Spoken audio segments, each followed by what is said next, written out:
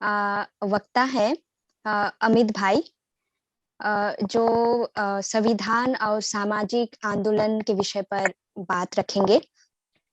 उनके परिचय के रूप में मैं बताना चाहूंगी, खेडूत मजदूर चेतना संगठन और आधारशिला शिक्षण केंद्र के संस्थापक रहे हैं अमित भाई। पिछले 30 सालों से मध्य प्रदेश के आदिवासी समुदायों के साथ काम करते आए हैं। समय के साथ आदिवासी समुदायों को उनके अधिकारों और संसाधनों से वंचित किए जाने और हाशिए पर धकेल दिए जाने के खिलाफ संघर्षरत साथियों के साथ अमित भाई ने आदिवासी समुदायों के बच्चों के साथ शिक्षा की गुणवत्ता, ग्रामीण समाज में वैकल्पिक विकास को आजमाने का अनेक प्रयोग किए हैं। और साथ में ये भी बताना चाहूंगी कि अमित भाई सामाजिक परिवर्तन शाला और युवानिया के माध्यम से युवाओं को हमेशा प्रोत्साहन देते रहते हैं और उनके बीच में समझ विकसित करने की। अमित भाई आप है ना, आपको मैं आग्रह करती हूँ आगे के बातचीत रखने के लिए। जिंदाबाद। जिंदाबाद। धन्यवाद हेलिन। बहुत ही खुशी की बात है कि इतने सारे साथी, युवा और कुछ सफेद वाले भी, है ना, सभी लोग एक साथ आए हैं और इस बात को लेकर आए हैं कि जो संविधान में की जो बातें हैं उनको समझें और उसके लिए क्या किया जा सकता है उसको सोचें। ठीक है, तो मैं ज्यादा कुछ ज्ञाता नहीं हूँ संविधान का। ये शब्द आप लोगों ने जो कुछ भी इतने समय से आप लोग संविधान को सुन रहे हो और पढ़ रहे हो, तो ये 4-5 शब्द आपके चिपक ही गए होंगे अभी तक दिमाग में, और ये चिपक जाने चाहिए अच्छे से हम सबके दिमाग में। जो कि प्रस्तावना की बात आपने सुनी पुराने स्पीकर से, पहले स्पीकर से, तो ये कुछ शब्द हैं जो इसमें लिखे हैं। व्यक्ति की स्वतंत्रता, समता, आर्थिक, जातिगत, लैंगिक, धार्मिक समता, बराबरी, मतलब बंधुत्व कि जितने भी लोग हैं वो सब आपस में मिलजुल के रहेंगे, चाहे वो उनके रीति रिवाज, तौर तरीके, धर्म अलग हों। लोकतंत्र जो इन सारे व्यक्ति की स्वतंत्रता को स्थापित करने के लिए, समता को स्थापित करने के लिए, बंधुत्व को स्थापित करने के लिए एक राजनीतिक तंत्र है, लोकतंत्र है। और देश की समृद्ध प्रभुता, अखंडता बनी रहे। ये कुछ मूल्य हैं जिसके ऊपर अपना संविधान आधारित है और उनके आधारभूत मूल्य। तो आज मैं बात ये नहीं करूंगा कि संविधान को बचाना है कि नहीं बचाना है, वो तो काफी लोगों ने बता दिया है ना। सवाल ये नहीं है कि संविधान को बचाना है कि नहीं, सवाल ये है कि ये जो मूल्य है, इन मूल्यों का के लिए हमें लड़ना है कि नहीं लड़ना। जो आप सब कार्यकर्ता लोग हो, तो आप लोग भी अपने समाज में जब लड़ रहे हो इतने सालों से लड़ाइयां, तो आप कहीं ना कहीं एक समता, बराबरी को लाने के लिए, आप गैर बराबरी देखते हो तो आपको बुरा लगता है ना। आप कोई दादागिरी, किसी की तानाशाही देखते हो, व्यवहार अच्छा नहीं लगता है ना। आप चाहते हो लोकतांत्रिक बातों को करना तरीके से, है ना। आप देखते हो झगड़े झांटे, है ना, गाली गलौज, हेट, तो आपको अच्छा नहीं लगता। तो ये जो मूल्य है ना, हमारी स्वतंत्रता पे कोई अंकुश लगाता है तो हमें अच्छा नहीं लगता। तो ये मूल्य हम सबको प्रिय है कि नहीं, पहला ये सवाल है। तो एज कार्यकर्ता मैं मान के चल रहा हूं कि हम सबको ये बातें अच्छी लगती हैं। ठीक है, तो इनको लेके हम क्या करें। तो 3 तरह से मैंने बांटा है अपने इसको, वक्तव्य को छोटा छोटा मैं बोलूंगा उसके बारे में। 3 बात है। एक बात है कि हमारे सामने क्या खतरा क्या है, जो देवेंद्र भाई ने भी कहा कि क्या आ पड़ी अभी इतनी ज्यादा संविधान संविधान करने की हमको। दूसरी बात है कि हमारे देश की आज की तस्वीर क्या है। पुरानी जो तस्वीर थी वो काफी विस्तृत तरह से लोगों ने रखी है। आज हमारे देश की तस्वीर क्या है और करना क्या है। ठीक है, तीसरी बात यह है। तो खतरा जो है, जो मुझे समझ आ रहा है, वो खतरे देखिए अभी क्यों आ गई, बहुत सीधे सच्चे स्वर में कहना चाहिए कि पिछले 7-8 सालों में जो सरकार चल रही है बीजेपी की, उन्होंने जिस तरह की बातें समाज में फैलाई हैं और जिस तरह की कार्य पद्धति अपनाई है, उससे बहुत स्पष्ट लोगों के दिमाग में कुछ बातें आ रही हैं। पहली बार ये दिख रहा है कि धर्म के नाम पर लगातार नफरत फैलाई जा रही है और दंगे और एक समुदाय के लोगों को टारगेट करके मारना, लिंचिंग करना, ये खुलेआम हुआ है और सत्ता ने इसके ऊपर कुछ नहीं बोला है, लगभग कुछ नहीं बोला है। ठीक है, और ये पहले भी दंगे होते थे, है ना, शुरू से होते थे, 47 से भी हुए हैं, लेकिन वो एक इवेंट होते थे जिसको न कहा जाता था ये गलत हुआ है, ठीक है, ये नहीं होना चाहिए। लेकिन अब ये एक तरह से बहुत कॉमन बन गए हैं और नफरत जबरदस्त फैलाई गई है। ठीक है, व्यक्ति के फिर हम जो सारा हमारा जो चुनाव और संसद, ये सारी जो बातें हम लोग सुनते आए हैं, वो एक तरह से बेमानी दिखने लगी हैं पिछले सालों में, क्योंकि एक व्यक्ति को इस पार्टी ने स्थापित किया है और लगातार वो व्यक्ति निर्णय ले रहा है सारी लोकतांत्रिक प्रक्रियाओं को छोड़ के, है ना, उनके खुद के मंत्रिमंडल के मंत्री, ना दूसरे लोग, ना लोगों की राय, ना सहमति, कुछ नहीं, है ना।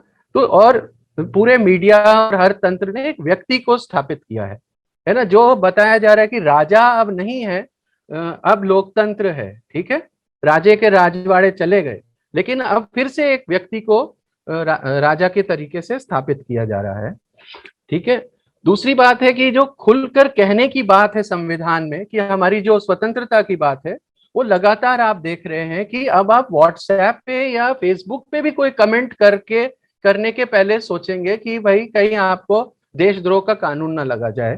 ठीक है, तो लोगों को बोलने की जो स्वतंत्रता है, कुछ काम की स्वतंत्रता है, वो नहीं दिख रही है, उसके ऊपर आक्षेप दिख रहा है ना। और तीसरी बात है कि बहुत खुल के इन्होंने ये कहा है कि हम संविधान को नहीं मानते। आपको याद होगा पिछले 1-2 साल पहले खुलेआम दिल्ली में जंतर मंतर पे इनके संगठनों ने संविधान को जलाया था।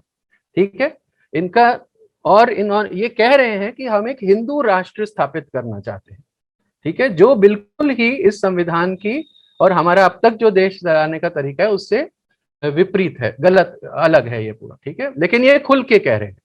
ठीक है, तो ये एक खतरे के रूप में इसलिए है क्योंकि जो कुछ भी मूल्य आपको प्रिय थे, समता, लोकतंत्र, ये हर एक के ऊपर इन्होंने पूरा उल्टा स्टैंड लिया है। ठीक है, दूसरी बात है कि ये आपको समझना पड़ेगा कि सबसे प्रभावशाली जो आज के तारीख में संगठन है हमारे देश में, वो आरएसएस संगठन, जो इन बातों को पूरे आम लोगों तक पहुंचाने में बहुत सफलतापूर्वक से काम कर रहा है। यह हिंदू राष्ट्र की संकल्पना हो, चाहे धर्म की संकल्पना हो, या कुछ लोगों को खराब या आतंकी या किस तरह का स्थापित करने की बात हो, ये संगठन बहुत बखूबी तरीके से कर रहा है।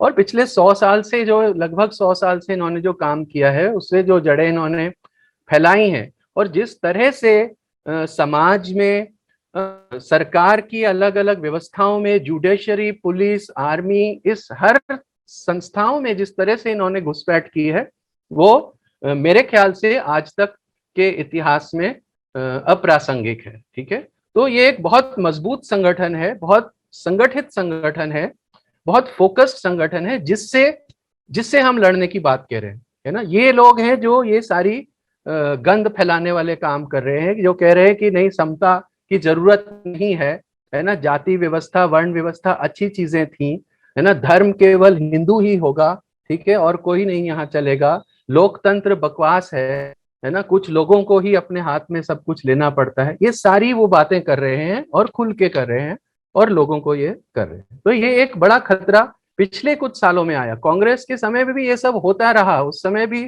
ऐसे कानून थे जिसमें मीसा टाडा टाइप के लोग पकड़े गए, लेकिन अब जिस गति और फोकस से ये हो रहा है, तो सब लोगों को घबराहट सी हो रही है। तो ये एक खतरा सामने आ गया।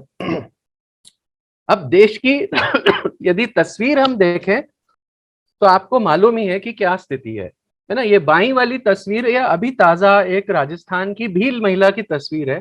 आप देख सकते हो, ये एंड ठंड में एक बाहर तारपोलिन में रह रही है क्योंकि इसका घर नहीं है।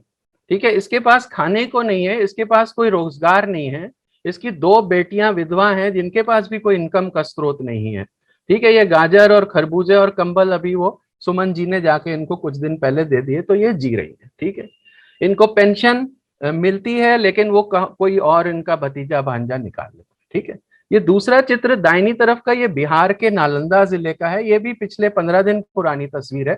इसको देख के मैंने इनसे कहा कि ये गांव में रह रहे हैं कि झोपड़पट्टी में रह रहे हैं, तो इन्होंने कहा नहीं, ये गांव में रह रहे, लेकिन इनके पास घर नहीं है, इनके पास कोई जमीन नहीं है, इनके पास आय का कोई साधन नहीं। तो एक ये सड़क पे ही आधा कमरे के ऊपर ये लोग रह रहे हैं। ठीक है। इसी तरह से अगर अभी पिछले दिनों मेरी एक बात हो रही थी, जो कहानी मैं सबको सुनाता आ रहा हूँ, कि एक व्यक्ति ने एटा जिले के बताया कि अभी पिछले चुनाव में यूपी में जो मुखिया के चुनाव हुए थे, हमारे गांव में एक जाधव जीत गए। ठीक है, जो कि एससी कम्युनिटी के हैं, 2 वोट से जीत गए, और हमारे परिवार के, मतलब यादव परिवार के जो व्यक्ति थे ताऊ जी, हार गए। तो ताऊ जी ने और पापा जी ने क्या किया कि दिन दहाड़े जाके उस सरपंच को घर से उठाया, एक पुलिया पे ले गए और उसका सिर काट दिया। ठीक है। फिर क्या हुआ, पकड़े गए, हाँ हाँ पकड़े गए, लेकिन एक ट्रैक्टर बेच दिया हमने, और 1-2 महीने के बाद वो वापस आ गए। ठीक है। उन लोगों ने कुछ कहा तुमको नहीं? उनकी किसी की बाप की हिम्मत है कि हमारे सामने कुछ बोलेंगे गांव में? ठीक है। सतना जिले में, रीवा जिले में एक व्यक्ति, दलित व्यक्ति अपनी नरेगा की मजदूरी मांगने के लिए गया, तो वहां के ठाकुर साहब ने उनके हाथ काट दिए। ठीक है। तो ये आज की कहानियां हैं, ये सन 57 की कहानियां नहीं है कि हमारा देश ऐसा था वैसा था। हमारा देश आज भी वैसा है। वो सारे लोग जो आजादी के बाद में जमींदार थे, ठाकुर थे, उच्च जाति थे, वो आज भी फल फूल रहे हैं, बहुत ज्यादा फल फूले हैं पिछले 70 सालों में। तो ये हमारे आज की, ये भी एक तस्वीर है। ठीक है। जब हम व्यक्तिगत स्वतंत्रता की बात करते हैं, तो हमें बोलने के लिए आपको जो है वो दंड लग जाएगा, कोई भी बोल देगा देशद्रोह है। ठीक है। जब आप मजदूरों को देखोगे, तो पलायन के मजदूरों का भी एक वीडियो में आपको सुनाने वाला था, वो मेरे को नहीं मिला, है ना। वो बंदा हमारे गांव का है, जो कर्नाटक के किसी गांव में, उसको यहाँ से ले गए बता के कि आपको हम ले जा रहे हैं महाराष्ट्र में। वहां से उसको 5 रात ट्रैक्टर में भर के कहीं पे लेके पटक दिया। बाद में पता लगा कर्नाटक में। वो उसका कहना है कि मैंने सर 15,000 20,000 रुपए एडवांस लिया था, जिसके लिए मैं काम करने आया, और अब ये मुझे सेठ बता रहा है कि तेरे ऊपर 2 लाख रुपए बकाया है। ठीक है। और मुझे, जब ये लोग, एक ये 25 लोगों की टोली इनकी एक जगह थी, और जब ये लोग कुछ थोड़ा भागने करने लगे, शोर मचाने लगे, तो 3 लोगों को उठा के इसने एक शुगर मिल में कर्नाटक की बेच दिया। वो शुगर मिल वहां के कैबिनेट मंत्री की है, भाजपा के। ठीक है। तो ये स्लेव ट्रेड चल रहा है आज के तारीख में। वो माइग्रेंट लेबर जिनकी हम केवल घर जा रहे हैं, पोटली उठा के जा रहे हैं, पैदल जा रहे हैं, इमेज देख रहे थे, ये वही माइग्रेंट लेबर है। ठीक है। तो एक स्लेव ट्रेड चल रहा है, एक बॉन्डेड लेबर चल रहा है, और माइग्रेंट लेबर के बारे में कहा जा रहा है कि कुछ 40-50 करोड़ लोग माइग्रेंट लेबर हैं, और वो है हमारे देश में, और उनके ऊपर ही पूरी अर्थव्यवस्था टिकी हुई है ना। अब ये, ठीक है, तो ये हमारे देश की ये तस्वीर है। ठीक है। और ये हमारे सामने चुनौती है। तो अब नेट नहीं गया। हाँ, तो सुनाई दे रहा है क्या? जी जी हाँ, सुनाई दे रहा है। हाँ, जगे हुए हैं ना सब लोग? सब जगह है अभी तो। हाँ, तो ये हमारे देश की तस्वीर है। ठीक है। तो मैं कोई अच्छी बातें नहीं करना चाहता। ठीक है। वो अच्छी बातें संविधान में लिखी हुई है। ठीक है।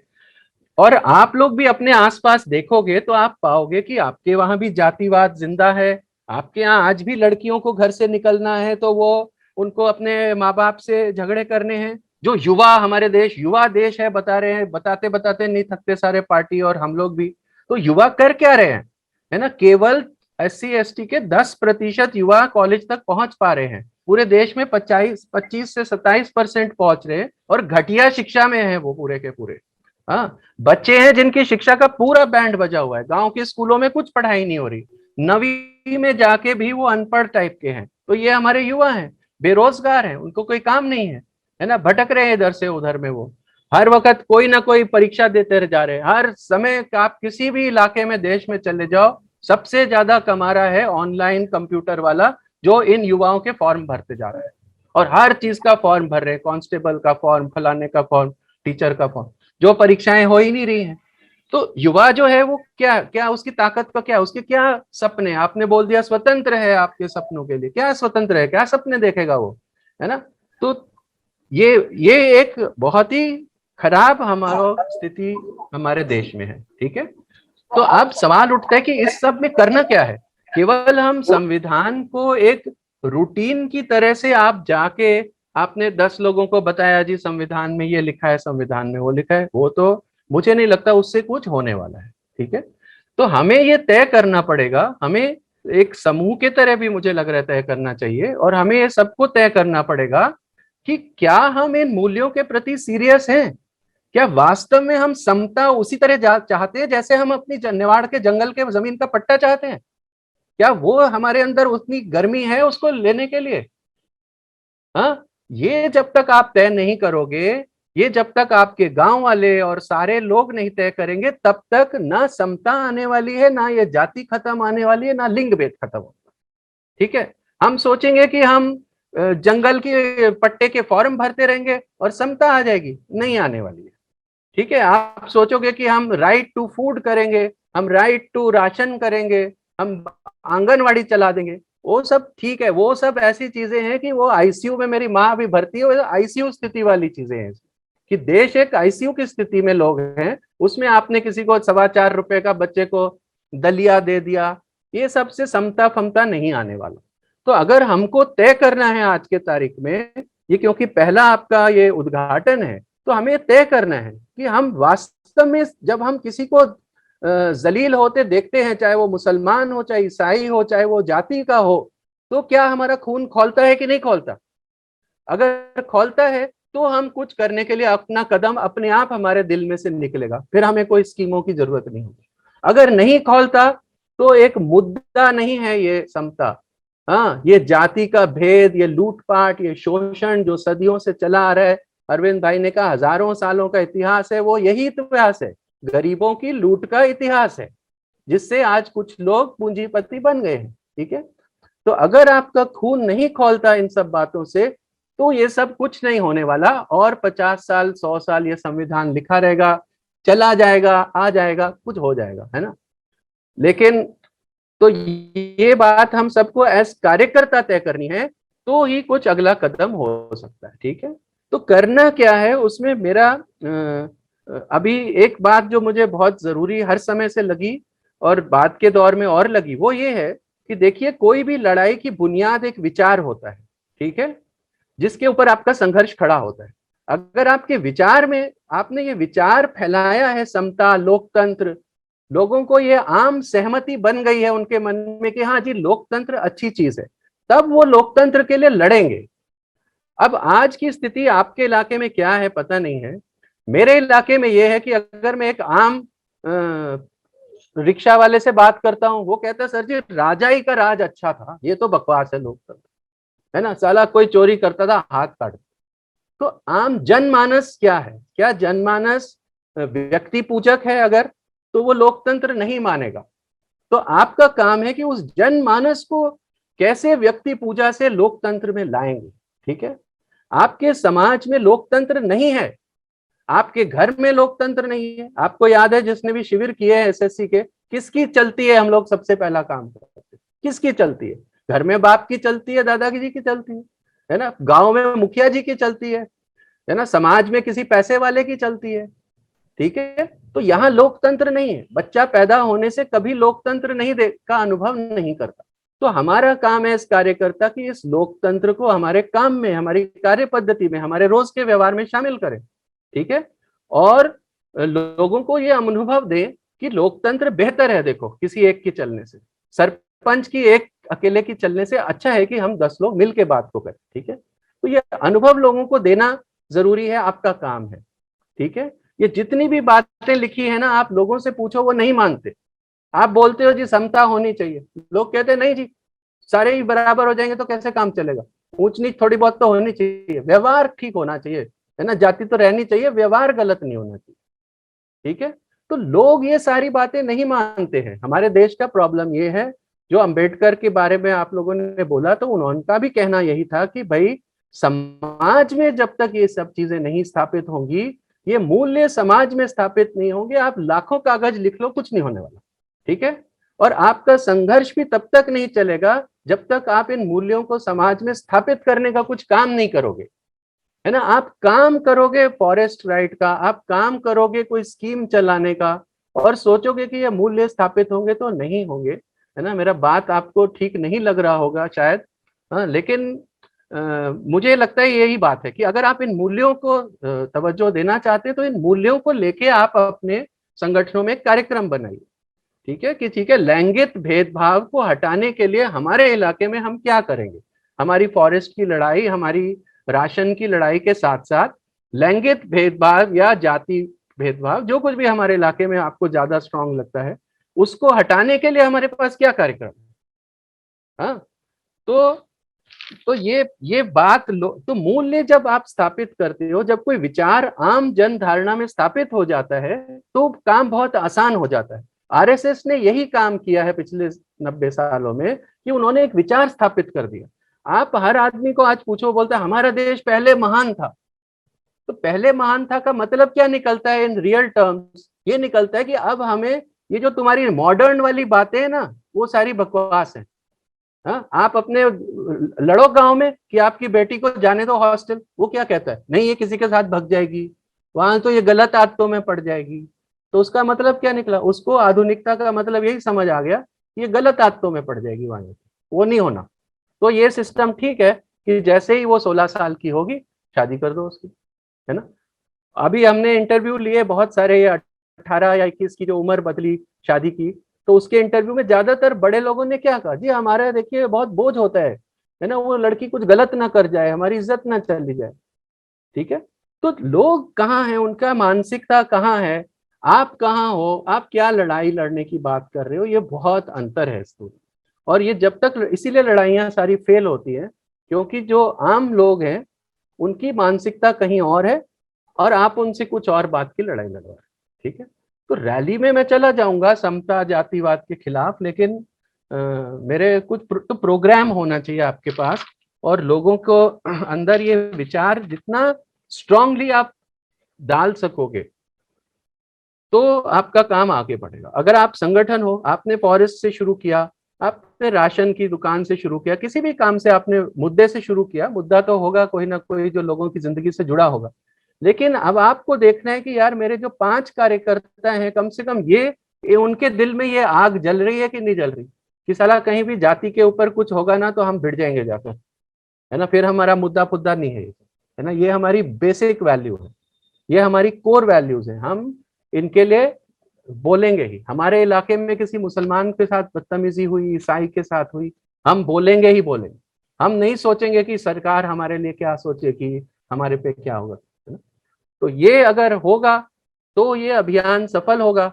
ठीक है और नहीं तो वो एक, अगर इसको हम प्रोजेक्ट या प्रोग्राम और एक रूटीन टाइप से काम करेंगे तो ही कुछ नहीं होगा।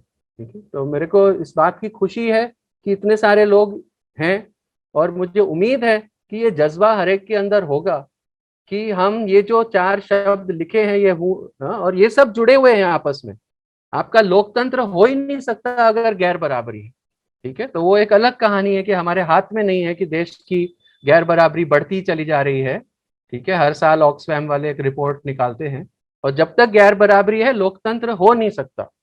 ठीक है, जब तक गैर बराबरी है व्यक्ति का स्वतंत्र नहीं हो सकता, क्योंकि उनको तो शोषण के आधार पे ही वो पूंजीवाद चलाना है। तो ये सब चीजें गुथी भी हैं, और मेरा मानना है कि एज कार्यकर्ता आपको क्रिटिकली इस पूरे चीज को देखना, समझना, सीखना पड़ेगा। अपना दिमाग इसमें काफी देर तक खपाना पड़ेगा अपने आप, क्योंकि ये भाषणों में तो अभी मतलब मेरे को खुद ही 10% ही मैं रिटेन कर पाता हूँ जो सुनता हूँ।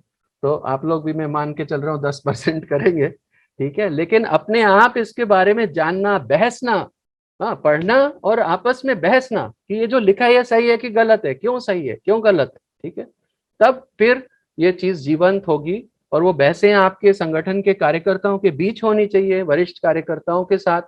आप नेट पे बहुत सारा रिसोर्स है, उसमें सुनिए, स्पीचेस हैं, बहुत कुछ है, और फिर उसको गांव वालों के साथ भी उसको बहस को चलाइए, गांव के साथ जाके। दूसरा एक बात मेरे को कहना है, लास्ट बात, की कार्यक्रम में जो मैं देख रहा हूँ कि सबसे बड़ी चीज जो छूट गई है वो है गांव की मीटिंग, मोहल्ले की मीटिंग। हम लोग के टाइम संगठन बनाने का केवल एकमात्र सूत्र था, और हमारा एक ही प्रोग्राम हर ग्रुप मीटिंग में हमारे कार्यकर्ताओं की तय होती थी कि अगले 8 दिन में तू कौन से मोहल्ले में 8 मोहल्ले में जा रहा है, मैं कौन से 8 गांव में जा रहा हूँ, ये कौन से 8 गांव में जा रही है, यही तय होता था। वो मोहल्लों में मीटिंगों में बैठना, लोगों के साथ गप मारना, बातें करना, औरतों के साथ अलग से बैठना, बच्चों के साथ खेल खेलना, वो जब तक आप गांव मोहल्ले में औरत आदमी के बीच में ये बहसों को नहीं ले जाएंगे, वो सारे संघर्ष बेमानी रहने वाले है ना। वो आजकल का जो शब्द है एडवोकेसी, वो एडवोकेसी से कुछ नहीं बदलने वाला। ऊपर ऊपर कुछ चीजें बदल जाएंगी, कुछ और कानून आ जाएंगे, शायद कुछ हो जाएगा, ठीक है।